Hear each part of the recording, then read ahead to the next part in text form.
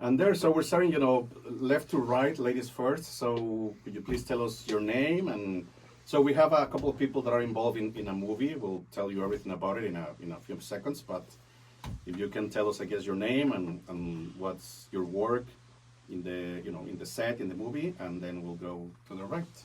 Okay, sure. Hello, everyone. I'm Rosa Kane. I'm from Japan, and my role in the movie is actually I was doing the special effects makeup. Usually, I also do makeup. I work as makeup artist, and I own a online shop for Asian cosmetics as well. So today I'm here to just chit chat about the movies we've done together and what I've done in the movies. Well, here you go. Konnichiwa, Rosa. Heiji desu ka, Antonio-san. Doctor Misterio-san. All right, to our right, please introduce yourself and tell us, yeah? Okay, so I'm Elliot Scott, and I started Splatter Films 69 in the middle of COVID when everybody was losing all their film jobs. So in the middle of COVID, I basically built a small independent film production company, and we now make anywhere from 3 to 6 feature films a year, which is extremely big, I guess you would say, in the terms of like being independent. Most independent studios only come out with 1 feature a year. I do minimum 3 up to 6. This year I'll actually be doing 6, and I'll be filming in Japan, in the Hebei mountain area, as well as I'll be filming in Wuhan, in China. So I'll be filming in 3 countries and 2 provinces in Canada in 1 year, and these are all the people that work with me. There you go, magnificent. Thank you very much. And moving on, to our right. Hey, how's it going? I'm Simon, CK, I go by, and pretty much I act in Elliot's, some of his films. Get a little closer, Simon. Oh, sorry. Mike's pointed the other way. Okay. Yeah, I act in some of Elliot's films. I'm born in Vancouver, but I grew up in Burnaby, so there's that. I guess we're here to talk about films and stuff, right? Cool. And? Hi, my name is Andrew Kelly. I play the policeman, the Bigfoot, various creatures in Elliot's films. I'm also the cousin of Norman MacLean, who wrote the book and helped produce the movie of Robert Redford, A River Runs Through It, with Brad Pitt, Tom Skerritt, made in 1992. And I enjoy Elliot's films and being in them, and I'm into film, taking film in university, and I've been in verticals and other commercials as well throughout my filming career. Well, that's pretty good. A lot of talented people here. That's pretty cool. So I guess we're trying to chat about the last one, or what's the or the last 2, or what would be a good place to start? Okay, I guess the first one would sort of start would be. Sorry, get a little closer to the mic. Sorry about that. Move it up, back, whatever. Maybe that's a little better. There you go. Okay. Yes, thank you. So yeah, I guess I'll talk about the one that I had everyone in this room working on. So it was actually a sequel to a film I made. So I'm known for doing like Bigfoot movies. Literally in October, we're going to find out if I'm going to be in the Guinness Book of World Records as the director who's directed the most Bigfoot movies in the world. So they're looking into that, and as far as what I've been told, there's been directors who have made Bigfoot movies, but the biggest number right now is 3, and I've done 8. So pretty much I'm going to get the award as far as I see. And I also already have a Guinness Book of World Records for the most live animals used on a independent feature film. That's not an animal documentary. So we had everything from lynxes to coyotes to foxes to wolves. We even had a mountain lion on set. So we had every animal you could think of.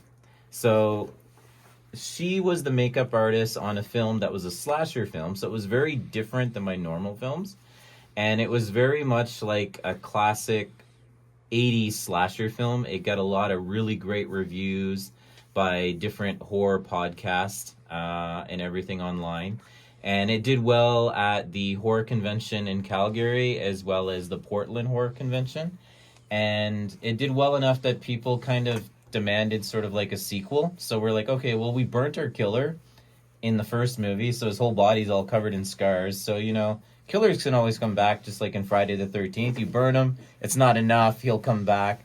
So the second one's called Nightmares, so we kind of made it a little bit like the original Nightmare on Elm Street mixed with like Friday the 13th.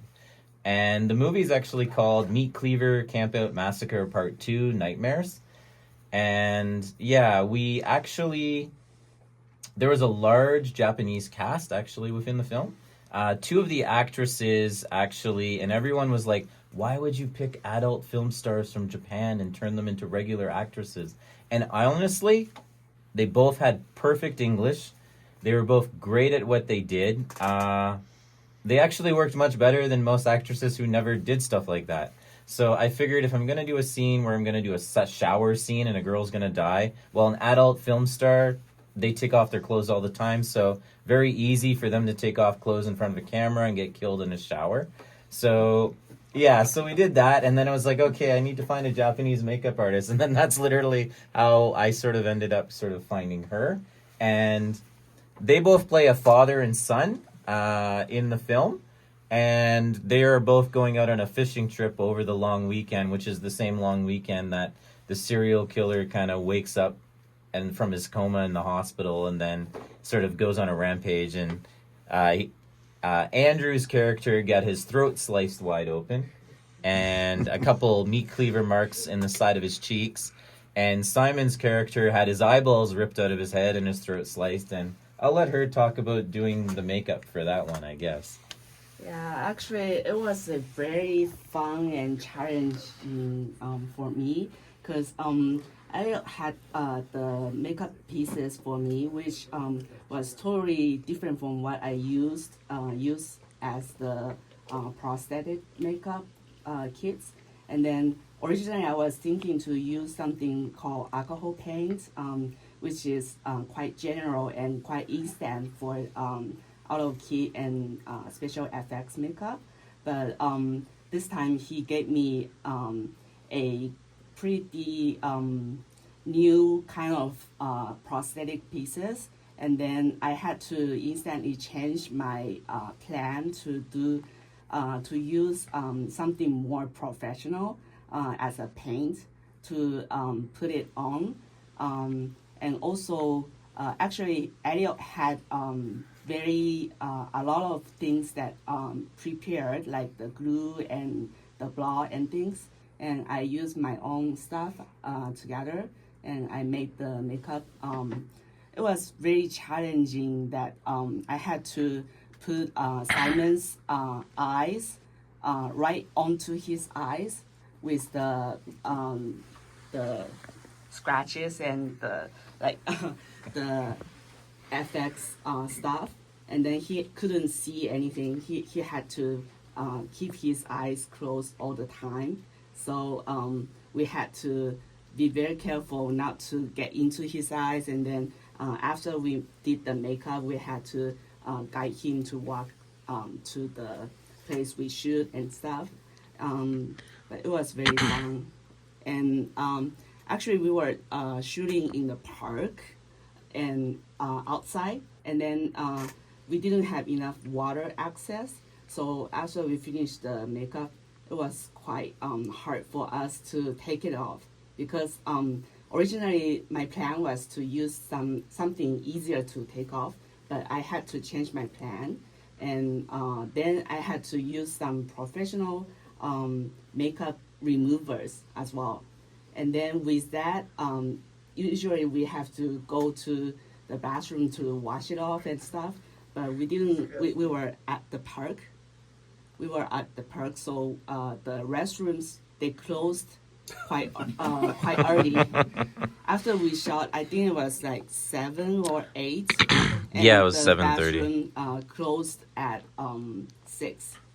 And then after we done the shooting and we went try to wash it off, it was closed, and I think both the actors, they had to had some leftovers of blocks and glues on them and then go back home. especially for Andrew. I think he had to take the public transportations to go home, and then he was so worried that he's got caught or asked for something, right? Yeah, I had to take an Uber home because I was afraid that people at the transit police would come up to me and stop me at every chance to get, wanting to know what happened and all this and ask some details and take me to the hospital. So I just decided to take an Uber home. Even the Uber driver was asking me, what happened if I got into a fight or something. I said, no, it's just makeup for a movie. So. I swear it's all fake. It's all ketchup. Tis but a scratch. That's, wow, that is a good, unfortunate story because, yes, having to walk or go back home with all this, special effect, makeup, and anyway, that's, it's a bad, but it's a good anecdote. It's anyway. Okay, I think we're gonna go with a little more music, and then we can come back and keep chatting about. Well, I'm sure there's a lot of Yeah, we got a lot of things to talk about. a lot of stuff to be said. Yes, So yes, this is Elliot Scott from Splatter Films 69. I'd like to thank all my prolific followers on Instagram, YouTube, TikTok, and Xiaohongshu. And we'd like to thank 90.1 FM for this amazing, great opportunity to be on your station, the best in independent radio.